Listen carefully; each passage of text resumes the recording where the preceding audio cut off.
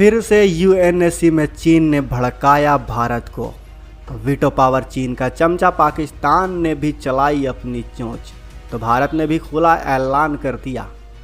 Veto power हासिल करने के लिए भारत ने खेला आखिरी दांव, तो दुनिया में मच गया हड़कंप। दोस्तों, भारत यूनाइटेड नेशन के सिक्योरिटी काउंसिल में भारत और चीन एक बार फिर से आमने सामने हैं, क्योंकि चीन ने एक बार फिर से भारत के मुंह को बंद करने की कोशिश की है। उसने अपने वीटो पावर से भारत के हाथ बांध दिए, जिसके लिए अब बड़ा उलटफेर हो रहा है।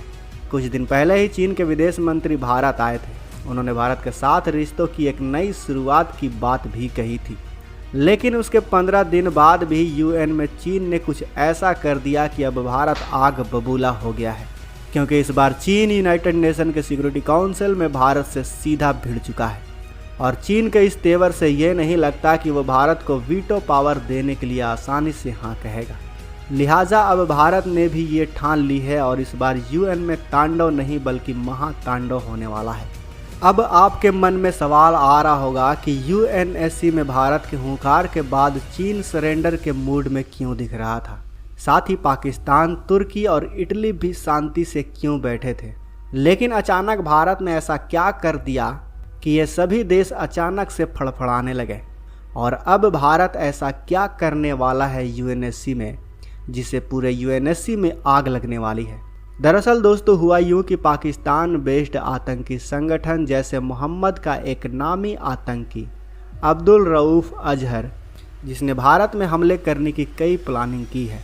इसने 1999 में जो एयर इंडिया का प्लेन IC-814 हाईजैक हुआ था, उसके अंदर भी यही इन्वॉल्व था। साथ ही 2001 में जो भारत के संसद पर हमला हुआ था, उसमें भी इसका ही हाथ था। और हाल ही में जो साल 2016 में बालाकोट एयरबेस पर हमला हुआ था, उसकी प्लानिंग भी अब्दुल रऊफ अजहर ने ही की थी। इन हमलों को लेकर भारत के पास पुख्ता सबूत है।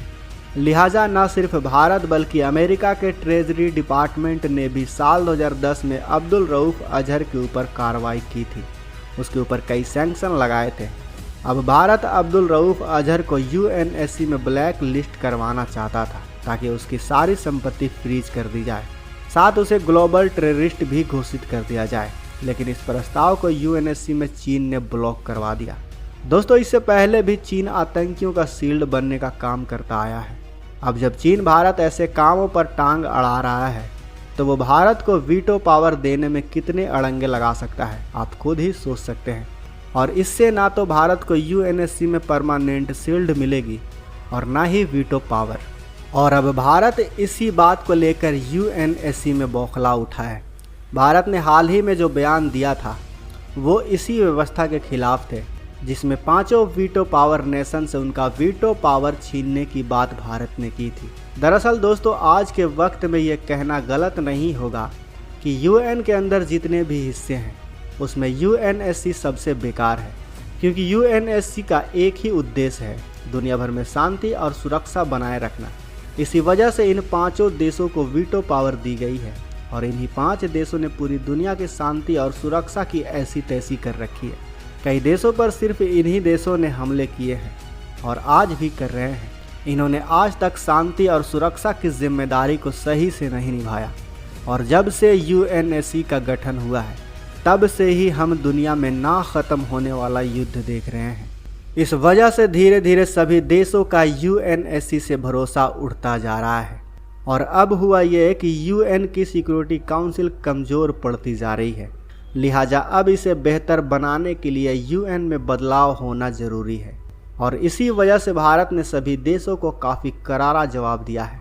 भारत को रिप्रेजेंट कर रही रुचिका कंबोज ने यूएन सिक्योरिटी काउंसिल के ऊपर सवाल उठाते हुए कहा कि ये एक ऐसी सिक्योरिटी काउंसिल है जो अफ्रीका और पूरे लैटिन अमेरिका के कॉन्टिनेंट और दुनिया के सबसे बड़े लोकतांत्रिक देश को ही परमानेंट मेंबर नहीं बना रही है, तो वो कैसे फ्यूचर प्रूफ साबित हो सकती है। भारत ने यह भी कहा कि अगर आप चाहते हैं कि यूएन सिक्योरिटी काउंसिल के ऊपर सभी का भरोसा बना रहे और ये फ्यूचर प्रूफ बने, तो इसका एकमात्र तरीका है और वो है सिक्योरिटी काउंसिल में बदलाव करना।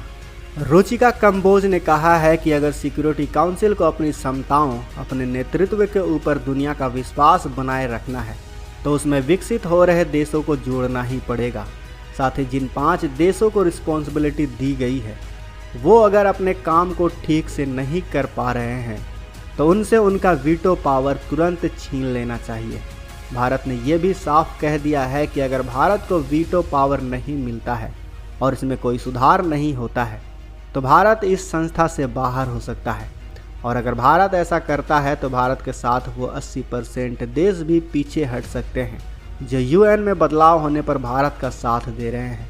और इन देशों में जापान, जर्मनी, ब्राज़ील जैसे कई विकासशील देश शामिल हैं। तो दोस्तों, आपका इस पर क्या कहना है? क्या भारत का यह बयान सही है और क्या भारत को वीटो मिलना चाहिए? अपने विचार हमें कमेंट बॉक्स में अवश्य बताएं। साथ ही इस वीडियो को ज़्यादा से ज़्यादा शेयर करें ताकि आम लोगों तक ये खबर ज़्यादा से ज़्यादा पहुंच सके। साथ ही वीडियो अच्छी लगी हो तो वीडियो को लाइक करें, और अगर आपने अभी तक इस चैनल को सब्सक्राइब नहीं किया है तो इस चैनल को सब्सक्राइब कर लें। बगल में जो बेल आइकन का बटन है उस पर ऑल पर भी क्लिक कर लें ताकि हमारी आने वाली वीडियो को आप मिस ना कर सकें। मिलते हैं अगले वीडियो में।